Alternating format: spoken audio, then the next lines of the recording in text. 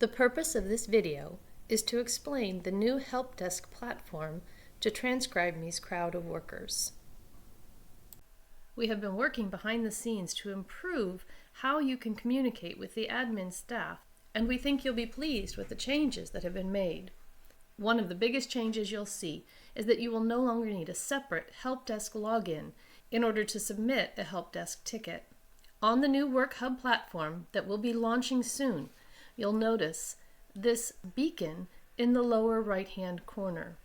This is what you will press when you need more information or when you need to contact someone on the help desk. From the login screen, if you click on this, you can get information about becoming a transcriber. There are searchable instant answers. You can type your keywords here, and articles that have to do with your question will pop up here. Many of the most frequently asked questions are answered through these articles. Let's say you want to know how much TranscribeMe pays. You can type in pay rate and find articles regarding TranscribeMe pay, promotions, part-time, full-time work, etc. If your question is not answered in one of the articles provided, you can always get in touch with someone on the help desk by clicking Get in Touch. We'll talk more about the fields that need to be filled in here in just a little bit. When the new transcription interface launches soon, things will look a lot different than they do right now. We'll do another video soon that explains this new Work Hub platform in detail, but right now I just want to talk about this purple beacon that's down here in the corner with the little chat bubble. This is how you are going to communicate with the help desk and get more information. From now on, you won't have to open a new tab in order to create a help desk ticket. If you click on this beacon, it will open a box that will give you answers to commonly asked questions that you can search, or it will allow you to submit a help desk ticket by clicking the Ask button. Right now, your choice is to email. If you click that, the next prompt that pops up is for you to select your situation. You must choose a category, as this will affect how your question is routed. Being sure to select a category that most accurately reflects your situation will ensure that you get the quickest and most accurate response to your question. Anything that has a TR in parentheses is related to something on the Jobs tab. If there's a QA, it means it's related to something on the Sessions tab. And if it has an RV for Reviewer, it means it's a review question. We also have technical difficulties, an expert work query. If you are on the expert workflow, you know that. If you don't know what the expert workflow is, then this probably isn't going to apply to you.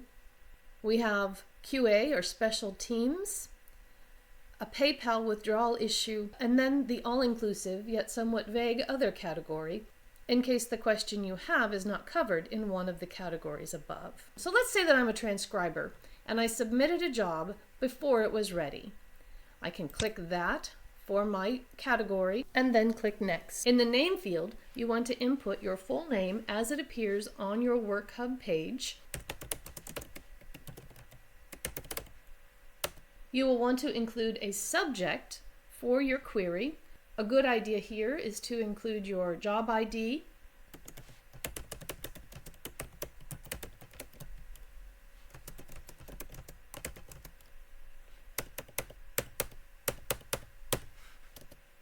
then you need to input your email address that corresponds to your Work Hub email.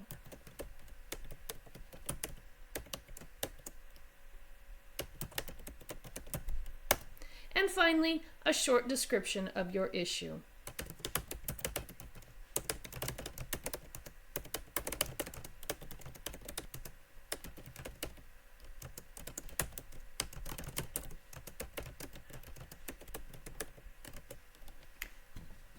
When you click Send, your message will be sent to the help desk where it will be routed to the proper person to best answer your question.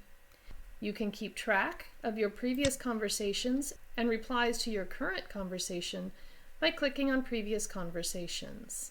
If you want to go back and keep working, you can close the little beacon and go back and do some more work.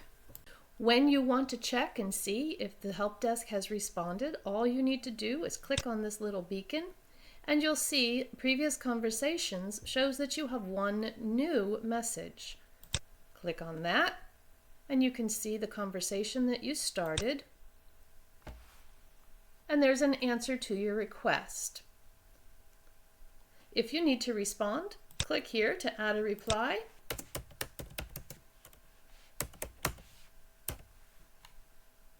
And send your message. Click the X to close out of the message. And that's really all there is to it. No more keeping track of a separate login. No more switching tabs and refreshing to see if your message has been answered. It's all right here in this handy little beacon. If you'd like to close out of this conversation, there's a grayed X at the top right corner, and you will be able to see all the conversations that you've had with the help desk. You can also check for responses to your help desk tickets through your email.